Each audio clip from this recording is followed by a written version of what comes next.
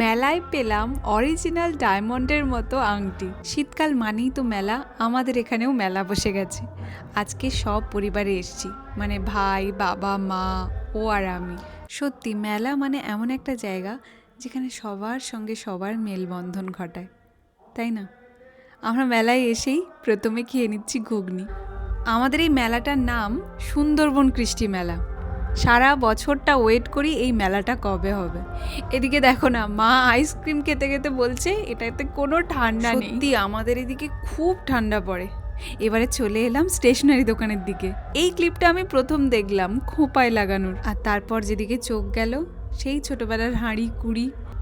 ভাইকে এই remote control গাড়িটা দেখিয়ে বললাম, কিরে এই গাড়িটা নিবি না?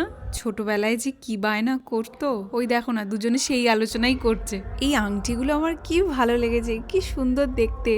পুরো আমার সেই ডায়মন্ডের আংটিটা যেমন, ঠিক তেমনই গ্লেজ দিচ্ছে। আর এই জায়গাটা তো একদম মেয়েদের থমকে যাওয়ার মতো জায়গা। টি পটটা কি সুন্দর দেখতে।